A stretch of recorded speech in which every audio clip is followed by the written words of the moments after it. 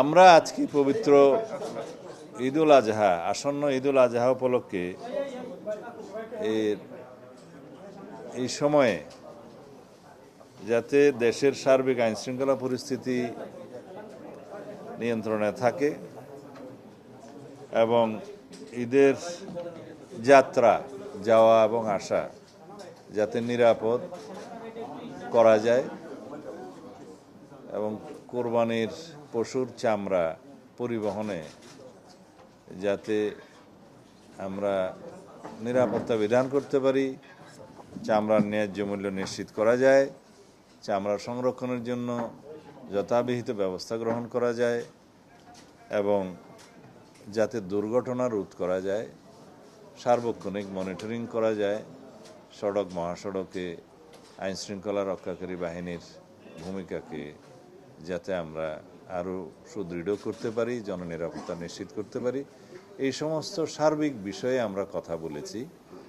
এখানে গার্মেন্টস ইন্ডাস্ট্রির কথা উঠেছে, ঈদের আগে গার্মেন্টস শ্রমিকদের বেতন ভাতা নিশ্চিত করার, পাওনা নিশ্চিত করার কথা উঠেছে এবং সার্বিকভাবে যানবাহনের ক্ষেত্রে যাতে দুর্ঘটনা রোধ করা যায়, পুরাতন যানবাহন যাতে ব্যবহার না হয় ইত্যাদি বিভিন্ন বিষয়ে কথা উঠেছে।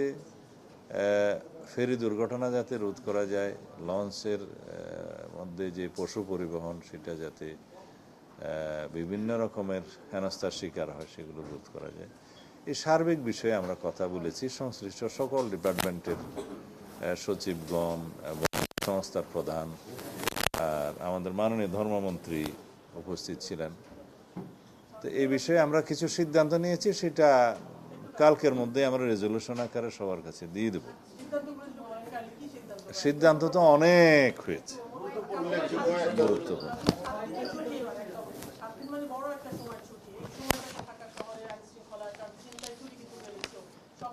ঈদুল আজহার আগের 7 দিন এবং পরের 7 দিন আমাদের পুলিশ হেডকোয়ার্টারে একটা মনিটরিং সেল কার্যকর করা হয়েছে, সেটা কার্যকর থাকবে ঈদের আগের 7 দিন এবং ঈদের পরের 7 দিন।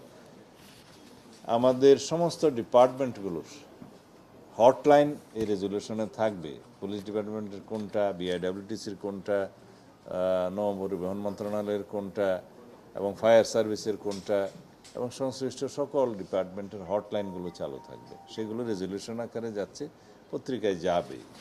যে বিষয়গুলো আমরা আলোচনা করেছি তা হচ্ছে ঈদুল আজহা উদযাপন উপলক্ষে নিরাপত্তা ব্যবস্থা জোরদার করা। এখানে অনেক বিষয় আছে, যারা যারা বাস্তবায়নের দায়িত্ব সেই কর্তৃপক্ষ আমরা এখানে নির্দিষ্ট ব্যবস্থা বাস্তবায়ন কর্তৃপক্ষ নির্ধারণ করে দিয়েছি।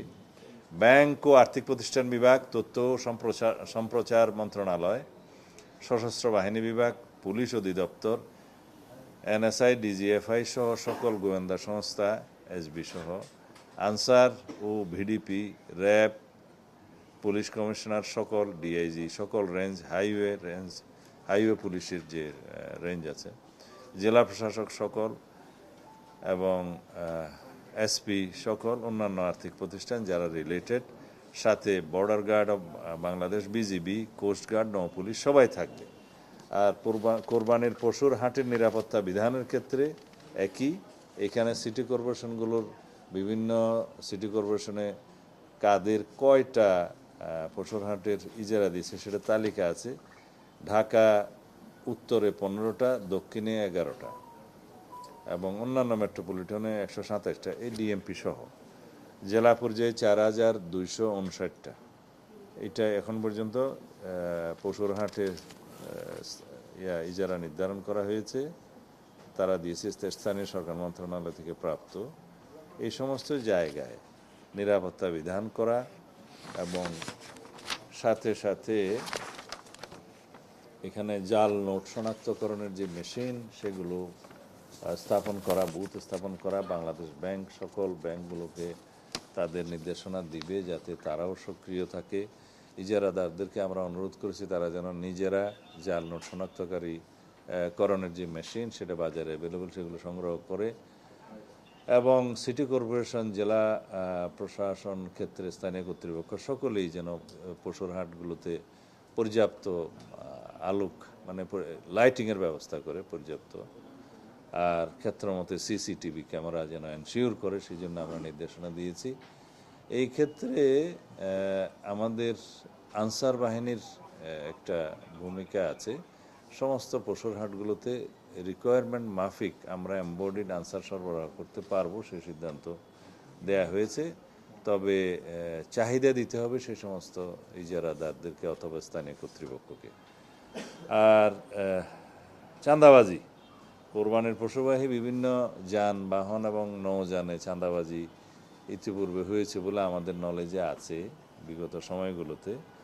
যাতে সেই চাঁদাবাজিগুলো বন্ধ করা যায় সেজন্য আমরা একটা হটলাইন নাম্বার এখানে দেয়া হয়েছে, নৌপরিবহন মন্ত্রণালয় মনে হয় এটা আপনারা হটলাইন নাম্বারগুলো পাবেন, কোন মন্ত্রণালয় কোন সংস্থা কোন নাম্বারে হটলাইন দিয়েছে। সেখানে আমরা ইনফরমেশন মাফিক আমরা দ্রুত ব্যবস্থা নেব। আইন শৃঙ্খলা রক্ষাকারী বাহিনী থাকবে, ফায়ার সার্ভিসেরও আমরা এখানে একটা হটলাইন দিয়েছি 102। ফায়ার সার্ভিসও তৎপর থাকবে যে কোনো রকমের সড়ক মহাসড়কে শহর এলাকায় যানজট এবং দুর্ঘটনা হ্রাসের জন্য আমরা প্রয়োজনীয় ব্যবস্থা নেব। সেখানে পুলিশের পক্ষ থেকে স্পিড গান ব্যবহার করা হবে, রেকার রাখা হবে, আর যাতে সড়ক মহাসড়কগুলো ইতোমধ্যে প্রয়োজনীয় সংস্কার পটহোলস যেগুলো আছে রিপেয়ার করে এটাকে ঈদ যাত্রায় যাতে নিরাপদ করা যায় সহজ চলাচলের জন্য সেই ব্যবস্থা সড়ক মন্ত্রণালয় নেবে এবং ক্ষেত্রমতে স্থানীয় সরকার মন্ত্রণালয় সেই উদ্যোগ গ্রহণ করছে। আর বিআইডব্লিউটি এর ক্ষেত্রে যেহেতু তারা এই লঞ্চ তারপরে জলযান সমস্ত বিষয়ে তারা এটা ডিল করে, তাদের একটা হটলাইন এখানে দেয়া আছে 16113। আর শিল্প এলাকায় যাতে নিরাপত্তা ব্যবস্থা জোরদার করা যায়, গার্মেন্টস শ্রমিকদের যাতে ঈদের আগে বেতন বোনাস দেয়া হয় সেই জন্য গার্মেন্টস মালিক সমিতির যে সভাপতি তিনি এসেছিলেন, তাদের সংগঠনের বিকেএমই এর মালিক সমিতির প্রেসিডেন্ট সেক্রেটারি এসেছিলেন, তাদেরকে অনুরোধ করা হয়েছে, বাংলাদেশ ব্যাংককে অনুরোধ করা হয়েছে, আর শ্রমিক ফেডারেশনের যারা এসেছিলেন গার্মেন্টস শ্রমিক ফেডারেশন এবং অন্যান্য শ্রমিক কর্তৃপক্ষের যারা অ্যাসোসিয়েশনের নেতা তারাও বক্তব্য রেখেছেন। আমরা অনুরোধ করেছি সবাই মিলে বিজিএমইএ, বিকেএমইএ, বাংলাদেশ ব্যাংক, সংশ্লিষ্ট ব্যাংক, শ্রমিক ফেডারেশন সবাই মিলে ঈদের আগে যাতে কোনো শ্রমিকের বেতন অনাদায়ী না থাকে, মানে আদায় করা হয় বেতন বোনাস, সেই ব্যবস্থা করতে। কিছু কিছু সিক ইন্ডাস্ট্রিজ আছে, কিছু কিছু ইন্ডাস্ট্রি বন্ধ হয়েছে ইতিমধ্যে, সেই ক্ষেত্রে কী করা যায় তারা এটা সুসমন্বয় করে ব্যবস্থা করবে। আর কাঁচা চামড়ার মূল্য নির্ধারণের ক্ষেত্রে বাণিজ্য মন্ত্রণালয়ে আরেকটা মিটিং হবে, সেটা ট্যানারি মালিকরা আজকেও এসেছিলেন, ট্যানারি মালিক অ্যাসোসিয়েশনের প্রতিনিধিগণ, তারা বাণিজ্য মন্ত্রণালয়ের সাথে বসে একটা যৌক্তিক মূল্য নির্ধারণ করে পত্রপত্রিকায় সেটা প্রচার করবে, চামড়ার মূল্য ন্যায্য মূল্য সেটা পরবর্তীতে তারা জানাবে।